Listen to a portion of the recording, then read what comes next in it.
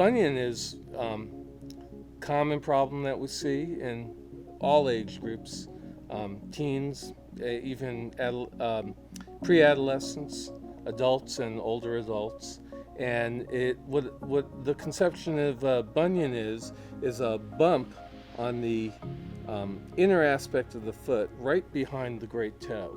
And there are many reasons why people get bunions. It's often inherited.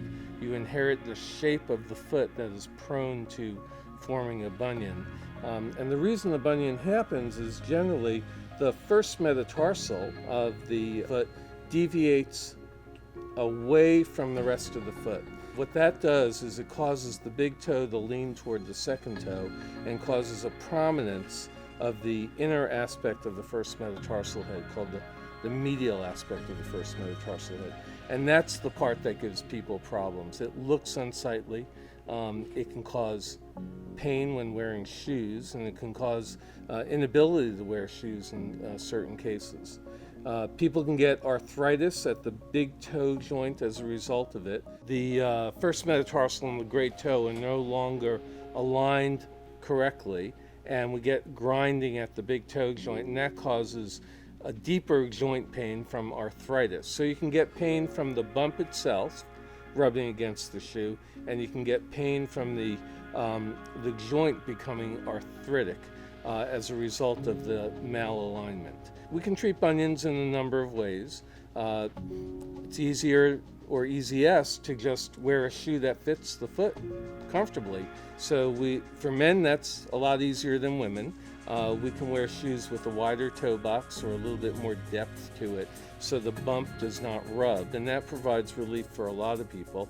The stiffer the sole of the shoe, the better, because the big toe doesn't have to work as hard when you're walking, and that reduces pain. Sometimes pads or devices to eliminate the rubbing against the shoe are helpful. When that fails, we occasionally will make something to wear in the shoe called an orthotic, and that's a device that fits the inside of the shoe and fits the foot, usually custom made, doesn't always have to be, but it helps to offload the big toe joint, and we find that to be helpful. And then those people where devices or shoes are not helpful, pain relievers are not helpful, then we offer surgery.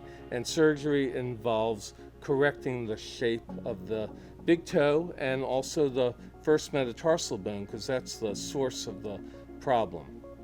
Surgery involves cutting and repositioning the bone in most cases, and where we cut the bone varies. For some people, we have to cut further back if there's a big deformity.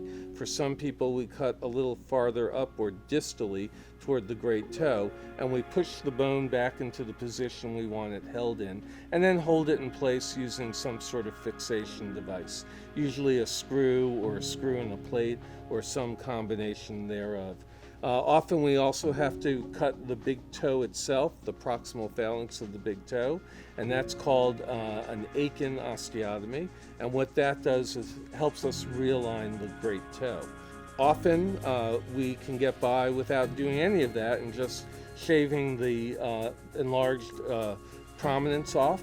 Our goal with bunion surgery is always to relieve pain. We're not so interested in the cosmetics, although that plays a big role in what we do, but that's not the purpose of the operation. The operation is to relieve pain and make it easier to wear a shoe more comfortably over time.